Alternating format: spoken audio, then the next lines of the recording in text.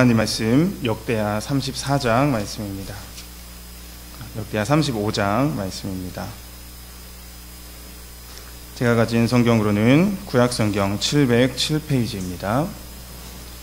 역대하 35장 20절부터 27절까지 말씀입니다.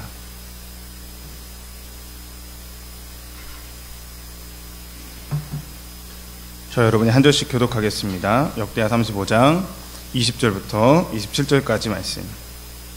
이 모든 일 후 곧 요시야가 성전을 정돈하기를 마친 후에 애굽 왕 느고가 유브라데 강가에 갈그미스를 치러 올라왔으므로 요시야가 나가서 방비하였더니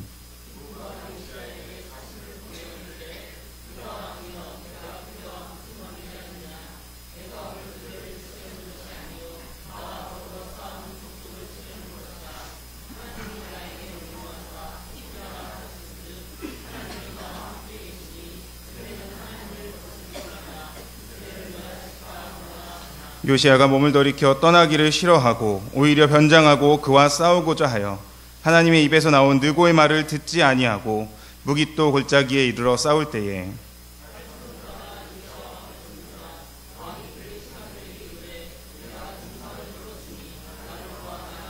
그 부하들이 그를 병거에서 내리게 하고 그의 버금 병거에 태워 예루살렘에 이른 후에 그가 죽으니 그의 조상들의 묘실에 장사되니라. 온 유다와 예루살렘 사람들이 요시야를 슬퍼하고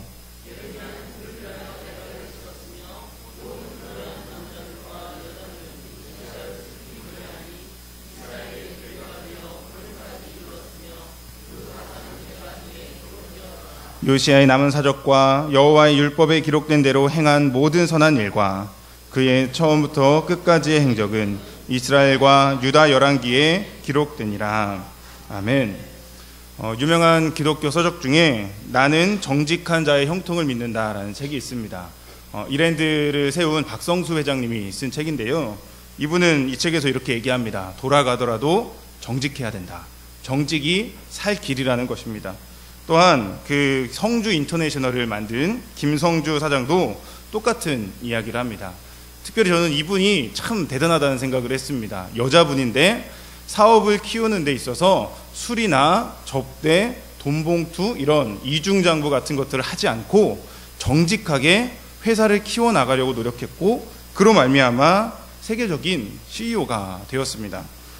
이런 분들의 얘기를 들으면 이 도전이 많이 됩니다. 나도 정직하게 살아야지. 나도 이 세상을 이기는 믿음의 사람을 돼야지. 그렇게 많이 다짐을 합니다. 그런데 문제는 우리의 삶에 있습니다.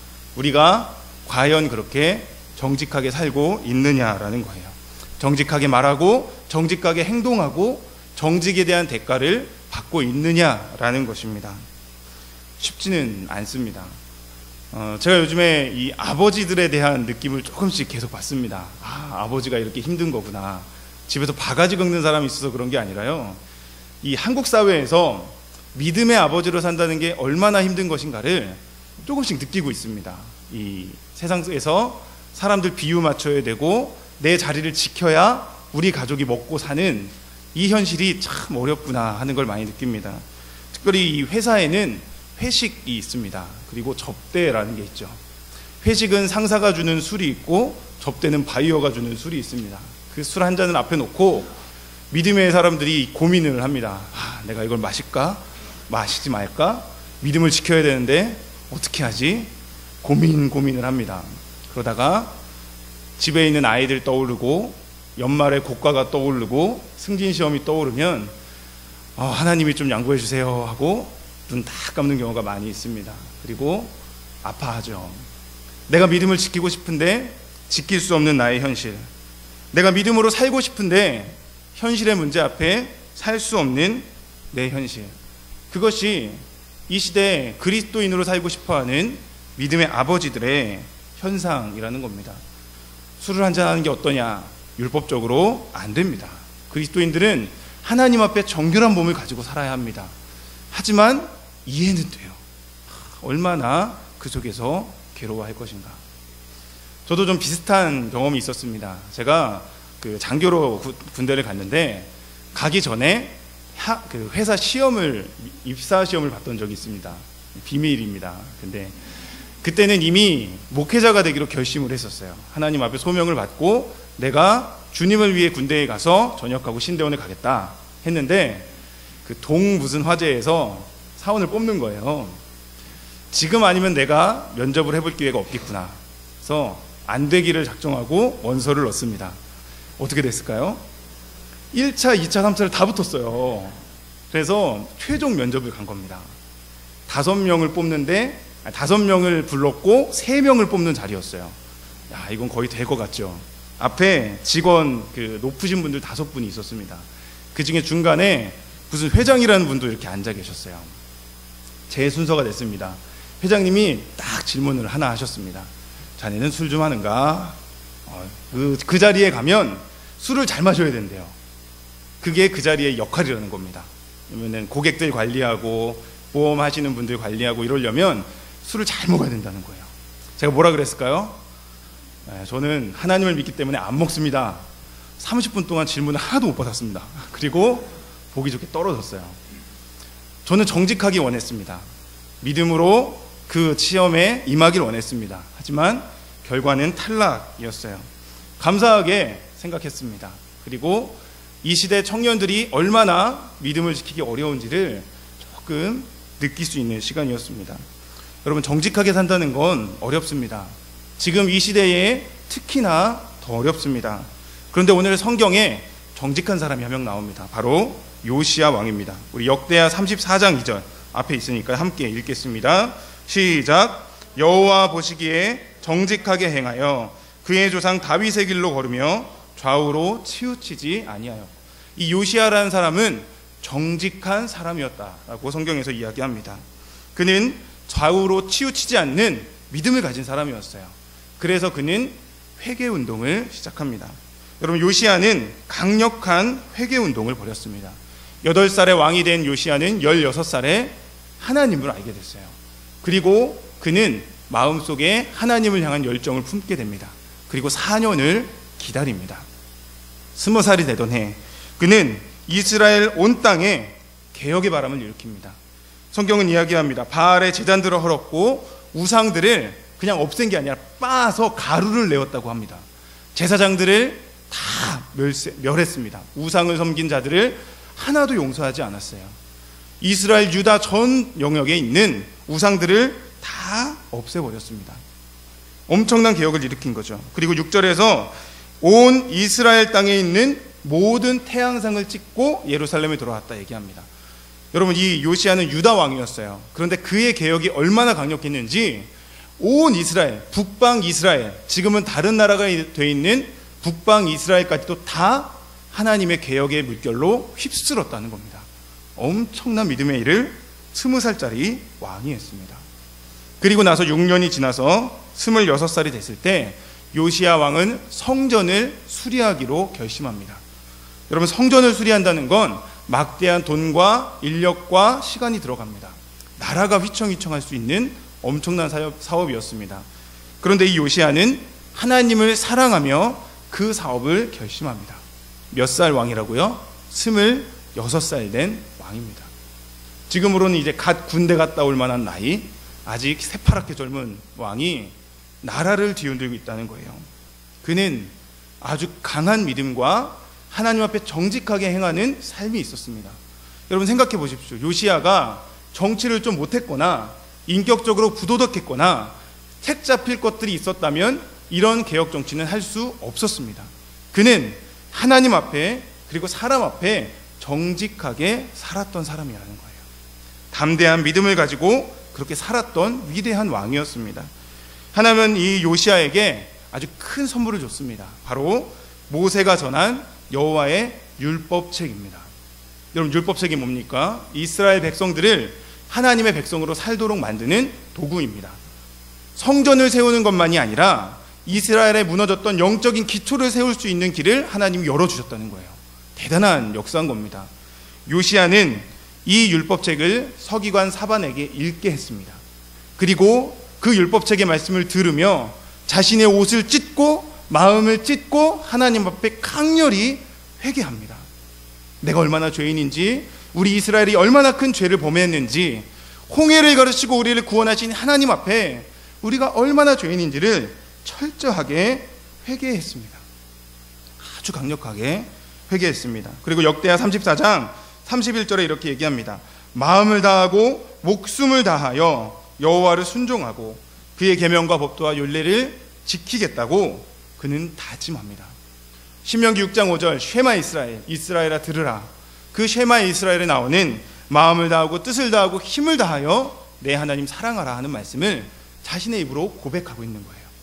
하나님의 율법이 요시야에게 들어갔고 요시야는 완전히 변화돼서 철저한 회개를 했습니다.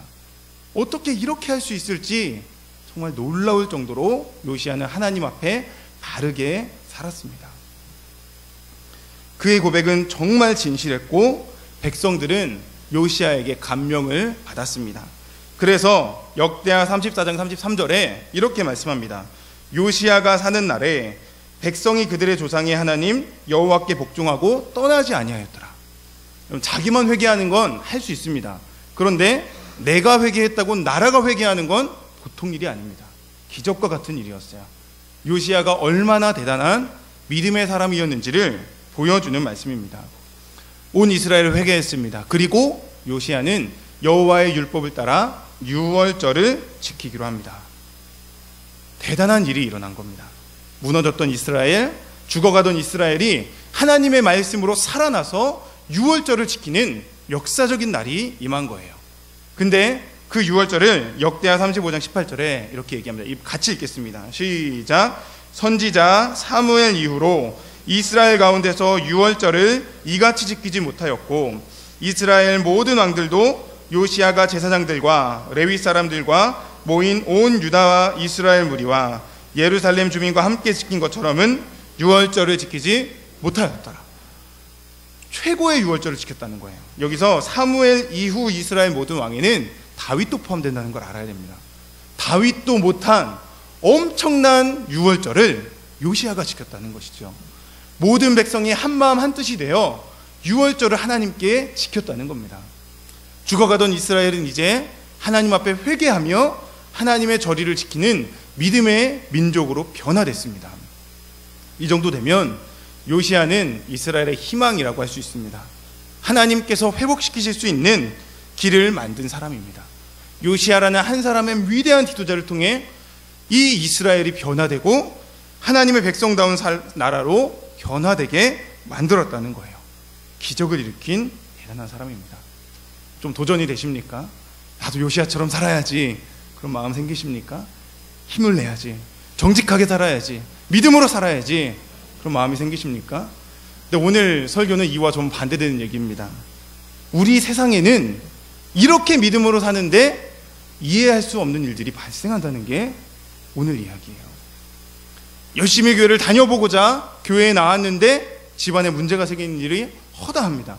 제자반, 성장반, 사역반 하면 집에 꼭 문제가 생겨요. 애가 아프고 문제가 있습니다.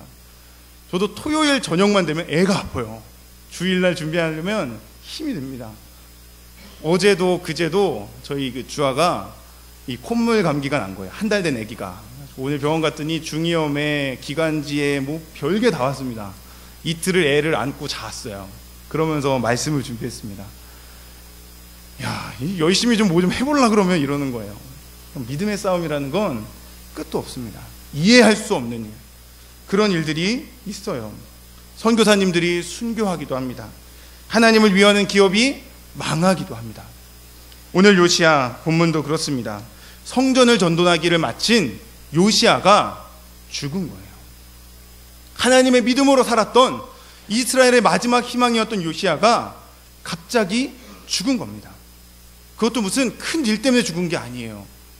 좀 황당하고 이상한 상황으로 죽었습니다. 우리 35장 22절부터 24절에 이 죽음을 이야기합니다. 앞에 있는 말씀으로 같이 읽겠습니다. 시작.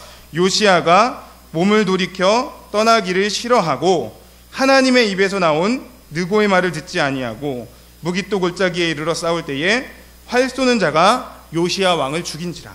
그의 버금 병거에 태워 예루살렘에 이른 후에 그가 죽으니. 여러분, 이때 고대 근동에서 왕이 전쟁에 나가 죽는 일은 아주 드문 일이었습니다. 별로 없는 일이었어요. 그런데 믿음의 사람 요시야가 전쟁에서 죽었다는 거예요. 그것도 열심히 맹렬하게 싸우다 죽은 게 아니라, 이스라엘을 침공하는 적의 세력에 대항해 싸우다 죽은 게 아니라 그냥 지나가겠다는 느고 왕의 말을 안 듣고, 그것도 하나님의 말씀이라고 하는 그 말씀을 듣지 않아서 죽었습니다.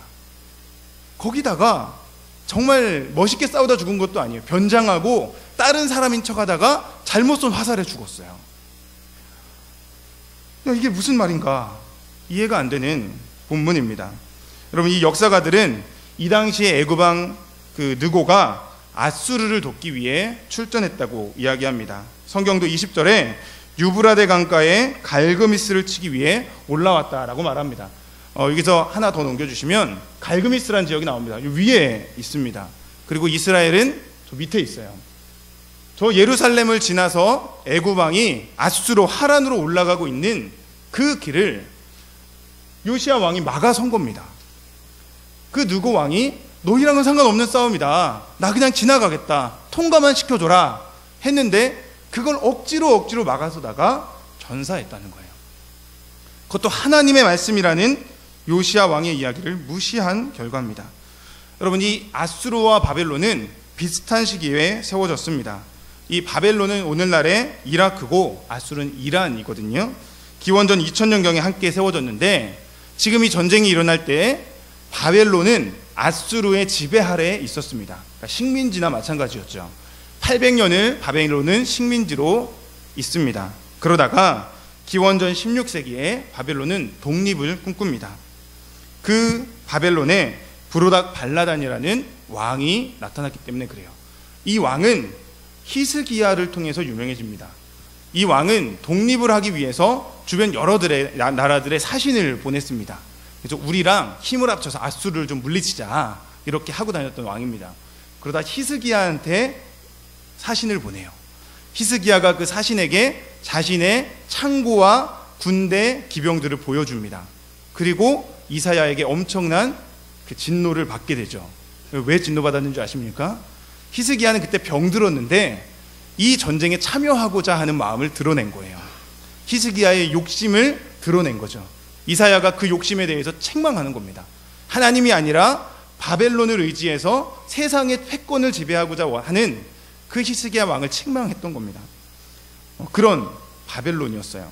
그런데 이제 본문으로 돌아와서 이 무로닥 발라단 왕은 히스기야가 죽은 후에 지금 요시야 왕이 될 때까지 이 독립전쟁을 계속 준비합니다. 그러다가 기원전 610년에 아수르를 침공합니다. 어디까지 갔냐면요, 아수르의 수도까지 점령하게 됩니다. 대제국이었던 아수르가 바벨론에 의해서 멸망하는 직전에 간 겁니다. 그때 이 느고 왕이 등장합니다. 아수르가 느고 왕한테 나 좀 살려주세요 하고 도움을 청합니다. 애굽왕 느고는 그 도움에 응해서 군대를 일으켰어요. 역사가들은 이 느고가 군대를 일으킬 때 지금 전쟁으로 약해져 있는 바벨론과 아수르를 다 쳐서 애굽의 땅을 전 세계로 확정시키고자 엄청난 군대를 일으켰다라고 기록합니다. 그 엄청난 군대를 끌고 북으로 올라가고 있는 느고를 요시야가 막아선 겁니다. 느고는 시간을 지체할 수 없었기 때문에 그냥 정말 지나가려고 했던 것 같아요. 그런데 요시야가 그것을 막아선 것입니다. 느고가 이야기하는 게 좀 재밌습니다. 하나님이 나에게 명령하셨으니까 비켜라, 이거예요. 여기서 얘기하는 이 하나님은 엘로힘이라는 말인데, 이게 우리가 믿는 하나님인지 그 당시의 신이었는지는 정확하게 나오진 않습니다. 하지만 이 본문의 배경상 느고에게 하나님이 말씀하신 것 같아요. 그래서 이 느고는 내가 하나님의 명령으로 북으로 올라가니까 네가 비켜서라 라고 이야기하고 있다는 거예요. 여러분, 이 요시야는 느고의 말을 듣지 않습니다. 하나님의 말이라고 했는데도 듣지 않았습니다. 그렇게 하나님을 사랑하며 하나님의 율법으로 마음을 찢었던 그 요시야가 이상하리만침 하나님의 말을, 느고의 말을 듣지 않았다는 거예요. 그리고 비참하게 죽고 말았습니다. 회복의 조짐이 보이던 이스라엘에 찬물이 끼얹어졌습니다. 요시야가 죽은 후에 이스라엘은 다시 우상을 섬기게 되었고 하나님의 진노를 받게 됩니다. 우리는 이 본문을 보며 질문할 수 있습니다. 왜 하나님이 하필 이때 요시야를 죽게 하셨는가? 만약에 요시야를 그냥 놔두셨다면 이스라엘은 회복됐을 겁니다. 하나님을 믿는 백성으로 다시 일어섰을 거예요. 그런데 하나님은 요시야를 죽게 만드셨다는 겁니다. 상당히 억지스러운 상황으로 죽게 만드셨다는 거예요.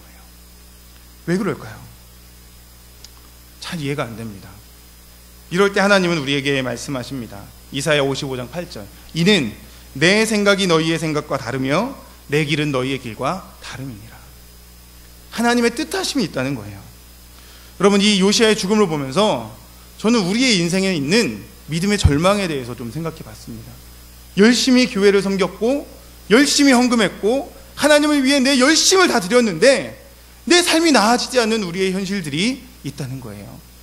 하나님을 위해 살겠다고 결심하고 내가 열심히 힘을 썼는데 내 자녀가 그릇된 길로 가고 내 사업이 번창하지 않고 나에게 고난이 찾아오는 현실이 우리에게 있다는 겁니다. 하나님 왜 이러십니까? 하나님 나에게 왜 이렇게까지 하십니까? 내가 주님을 위해 얼마나 열심히 살았는데 왜 나에게 이렇게 하십니까? 의문이 드는 순간이 우리에게 있다는 거예요. 왜 이런지 모르겠는 내 인생의 절망 앞에 우리는 요시야를 바라볼 수 있어야 합니다. 요시야의 죽음은 하나님의 뜻을 이루기 위한 것이었기 때문에 그렇습니다. 여러분, 이 요시야의 죽음에 대해서 우리가 알기 위해서는 조금 앞에 있는 말씀으로 가야 합니다. 역대하 34장 24절 같이 읽겠습니다. 시작. 여호와께서 이같이 말씀하시기를 내가 이곳과 그 주민에게 재앙을 내리되 곧 유다 왕 앞에서 읽은 책에 기록된 모든 저주대로 하리니. 여러분, 지금 이 말씀은 여선지자 훌다가 한 예언입니다. 뭐라고 하는 거냐면요, 이스라엘의 율법책에 기록된 저주대로 내가 너희에게 저주를 내리겠다라고 하나님이 말씀하셨다는 거예요. 여러분, 생각을 좀 해보겠습니다. 지금 요시야는 율법책을 찾고 회개를 했습니다. 강력한 회개를 했습니다. 그리고 하나님의 말씀을 듣기 위해 여선지자를 찾아갑니다. 나쁜 의도였을까요? 아주 선한 의도였습니다. 이 정도 되면 하나님이 그래, 너네가 나쁜 일 많이 했긴 했는데 용서해 줄게, 네가 얼마나 열심히 하고 있는지 내가 안다 하시면 좋겠어요. 충분히 그럴 만한 상황입니다. 그런데 하나님은 그렇게 하지 않으셨어요. 하나님 앞에 회개하며 찾아온 이스라엘에게 하나님은 저주를 퍼부으셨다는 겁니다. 왜 이렇게 하셨을까요? 그것은 하나님이 이 땅을 공의로 다스리시기 때문입니다. 여기서 이 공의라는 것은 한쪽에 치우치지 않고 양쪽에 공평하게 판단한다는 뜻입니다. 하나님은 공의로운 하나님이시기 때문에 죄에 대한 대가를 분명히 물으신다는 거예요. 내가 하나님이시니까 그래, 됐어, 용서해 줄게, 괜찮아 그렇게 하지 않으신다는 겁니다. 죄는 분명한 대가를 치러야 한다는 세상의 법칙, 하나님의 법칙을 반드시 요구하신다는 거예요. 그래서 하나님은 예수 그리스도를 십자가에 달리게 하셨습니다. 우리가 지어야 할 죄의 대가를 예수님이 대신 지게 하셨다는 거예요. 자신의 독생자를 십자가에 죽게 하면서까지도 하나님은 우리의 죄를 그냥 용서해 주지 않으셨습니다. 생각을 해보십시오. 정화자매가 저한테 100만 원을 빌렸다고 해보겠습니다. 그러면 제가 갚지 마, 괜찮아 하면 끝나는 거 아닙니까? 근데 하나님은 100만 원을 안 갚아도 되는데 대신에 대가가 있다는 거예요. 그 대가가 내 아들의 희생하는 대가라는 거죠. 별로 이해가 안 돼요. 인간의 관점으로 보면 그냥 좋게 하면 될 것 같은데 하나님은 그렇게 하지 않으신다고요. 그게 하나님의 방법이기 때문에 그렇습니다. 하나님은 공의를 이루시기 위해 예수님을 십자가에 달리게 하셨습니다. 정말로 예수님을 십자가에 못 박아 죽으셨습니다. 우리의 죄를 대신 담당하기 위해서 예수님이 십자가에 달려 죽으셨어요. 우리는 은혜롭게를 좋아하지만 하나님은 공의를 좋아하신다는 거예요. 여러분, 이 세상은 공의가 필요합니다. 하나님의 공의가 필요합니다.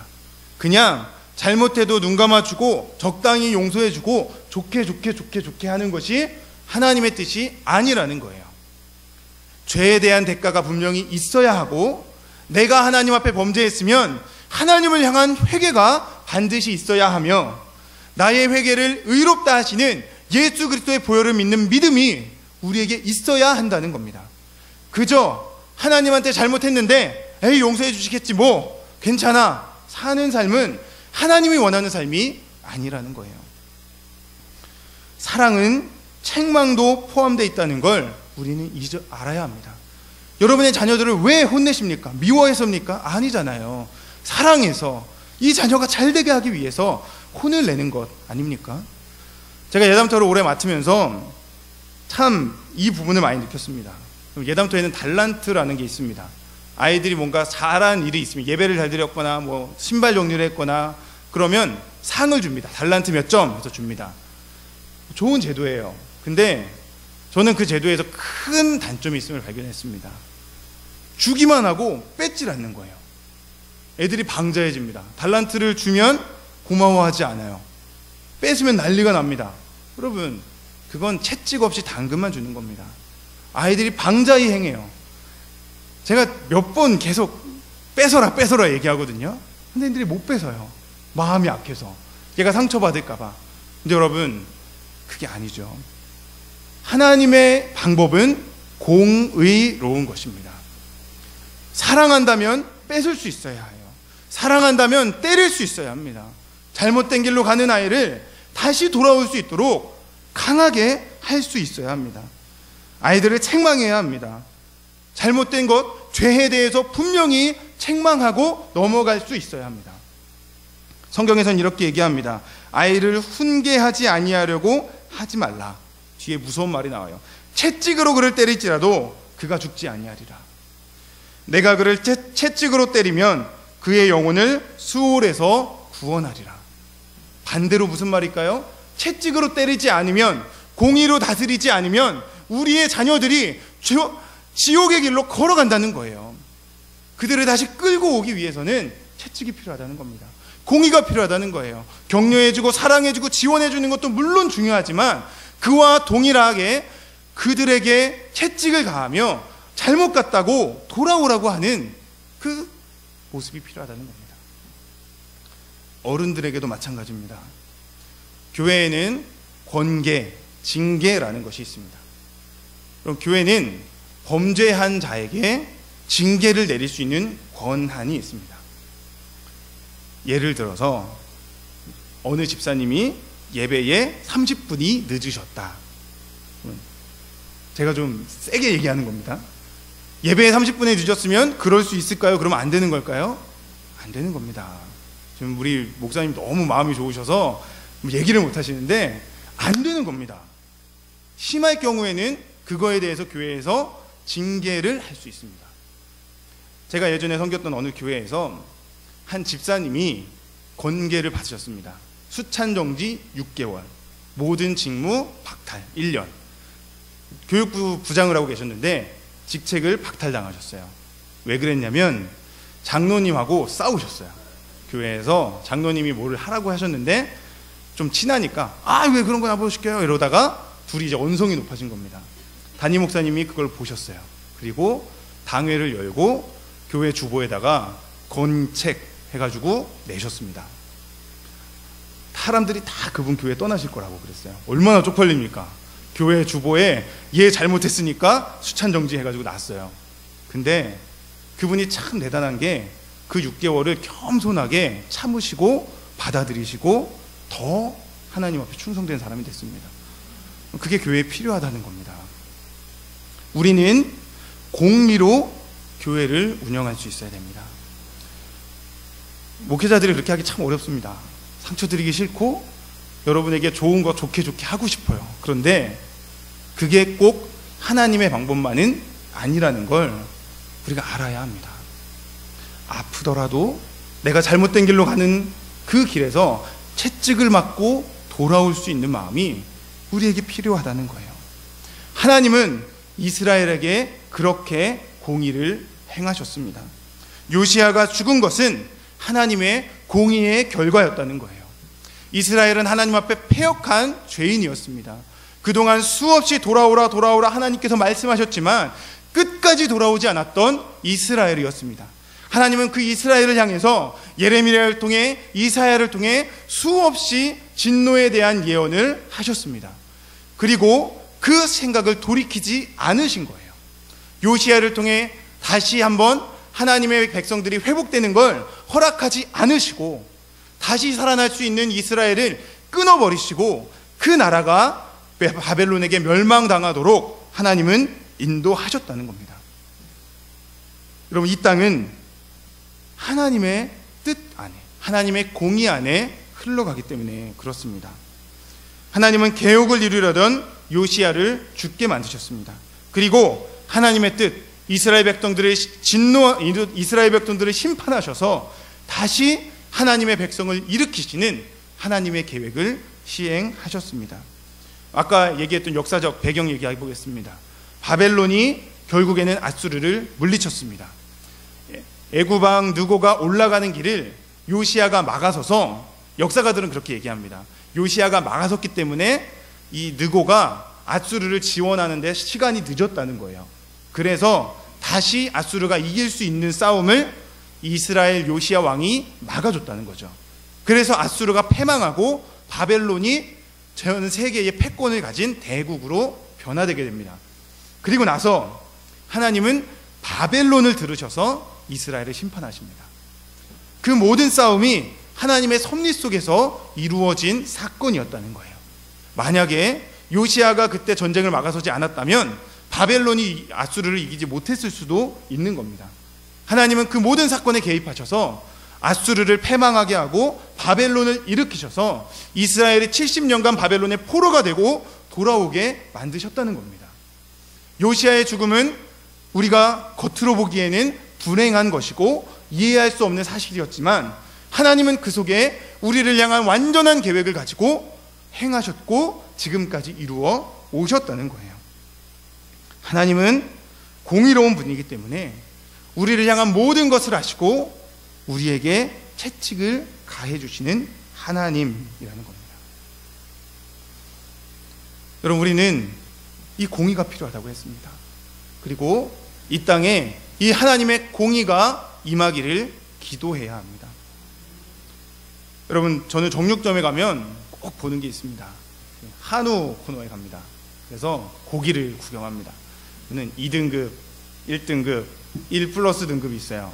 그리고 1++ 등급이 있습니다. 우와, 맛있겠다 하면서 봅니다. 여러분, 근데 얼마 전에 그 고기를 보다가 이 마음에 되게 찔림을 받았습니다. 뭔지 아세요? 이 고기들이 등급이 다 매겨지고 가격이 천차만별인데 태어났을 때는 똑같이 음매하면서 태어난 소라는 거죠. 근데 인간이 얼마나 나쁜지 그 소의 고기한테도 등급을 매겨서 가격을 책정하고 있다는 거예요. 야, 진짜 우리가 참 잔인하구나. 3,000원짜리 소는 무슨 죄로 3,000원이고 10,000원짜리 소는 뭐가 잘났기에 10,000원이라고 우리가 그걸 등급을 매기고 판단한다는 거예요. 그리고 그 속에 불공평한 이 세상의 모습을 볼 수 있었습니다. 우리도 평가하지 않습니까? 공정하지 않은 잘못된 기준을 가지고 세상을 평가한다고요. 더 잘생겼다는 이유로, 돈이 더 많다는 이유로, 더 좋은 학교를 나왔다는 이유로 누구는 귀하고 누구는 천하다고 세상을 평가합니다. 하나님의 공의가 없는 세상의 모습이라는 거예요. 우리는 하나님의 공의로운 세상으로 이 세상이 변하길 기도해야 합니다. 그리고 세상을 그렇게 판단하며 바라볼 수 있어야 합니다. 여러분, 이 불공평한 세상, 서로가 서로를 평가하며 서로가 서로를 등급을 매기는 이 세상 속에서 우리는 하나님의 공의로 이 세상이 변화되길 기도해야 합니다. 그리고 하나님 앞에 의로운 삶, 하나님 앞에 충실한 삶을 살기로 결심해야 합니다. 여러분, 우리가 이 요시야를 바라보면 이 공의라는 관점에서 참 두렵습니다. 내가 어떻게 살아야 할까? 앞에서 목사님 얘기하는 게 의롭게 살아도 고난이 올 수 있고 잘못 살면은 진노가 오는데 내가 어떻게 살아야 할까 생각이 들 수도 있습니다. 근데 여러분, 요시야를 우리가 다시 보면 요시야는 이 환란의 세대 속에서도 하나님의 은혜를 받은 사람입니다. 아까 그 예언에서 27, 28절에 이렇게 얘기합니다. 내가 내게 너의 조상들에게 돌아가서 평안히 묘실로 들어가게 하리니 얘기합니다. 이 세상은 바벨론의 심판을 향해 달려가고 있지만 하나님은 하나님을 사랑해서 회개하며 돌아왔던 요시야에게 평안히 묘실로 들어가는 은혜를 주셨다는 겁니다. 여러분, 우리는 그래서 하나님을 사랑하며 살아야 합니다. 하나님의 공의 앞에 내 자신을 낮추고 하나님의 법으로 내가 살아갈 수 있도록 생각하며 살아야 합니다. 요시야 이후의 왕들이 얼마나 끔찍한 삶을 살았는지 여러분 우리가 볼 수 있습니다. 여호아하스는 바벨론으로 잡혀갔고요. 여호야김은 쇠사슬로 결박당했습니다. 시드기야는 그의 아들의 죽음을 눈앞에서 보고 눈알이 뽑혀서 바벨론으로 끌려갔습니다. 끔찍하게 죽임을 당했어요. 그런데 그에 비해 요시야는 평안히 묘실로 들어가는 은혜를 받았습니다. 믿는 자에게 주어진 삶이 바로 그것입니다. 하나님의 공의는 너무나 공평하셔서 하나님의 뜻대로 살고 하나님을 사랑하는 자는 절대 놓지 않으시고 우리에게 평안한 삶을 주신다는 거예요. 세상이 다 멸망으로 갈지라도 우리가 하나님을 사랑할 때 하나님은 우리를 끝까지 붙들어 주신다는 겁니다. 그래서 우리는 이렇게 고백할 수 있어야 합니다. 나를 믿는 자를 사랑하시는 하나님을 믿으며 살아야 한다.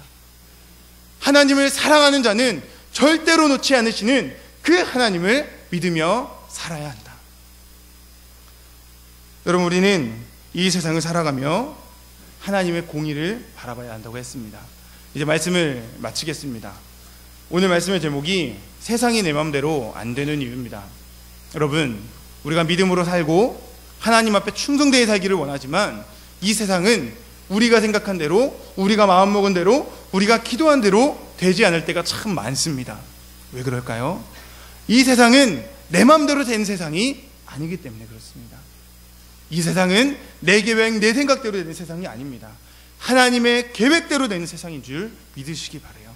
하나님의 공의가 이루어지는 곳이 바로 이 세상이고, 나를 낮추고 하나님을 사랑하며 내가 주님 앞에 요시야 왕처럼 살아야 하는 것이 이 세상임을 기억하시기 원합니다. 우리가 하나님 앞에 공의를 구하며 하나님의 도구가 되어 미랄이 되어 썩어질 수 있는 우리의 삶이 필요하다는 겁니다.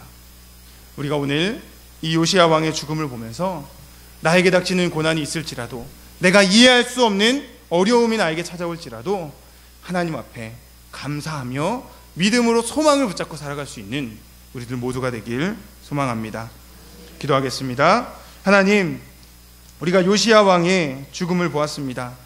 그의 죽음이 너무나 어처구니 없고 당황스러웠지만 하나님, 그 속에 하나님의 섭리가 있음을 우리가 보았습니다.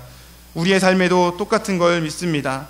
하나님, 내 앞에 내가 이해할 수 없는 고난이 찾아올지라도 그 속에 있는 하나님의 섭리를 믿게 하시고 요시야 왕을 끝까지 붙들어 주셨던 것처럼 나를 놓지 않으시고 인도해 주실 하나님을 믿으며 살아가게 하여 주시옵소서. 우리의 능력과 힘과 소망 되시며 공의로 우리를 다스리시는 예수님 이름으로 기도드렸습니다.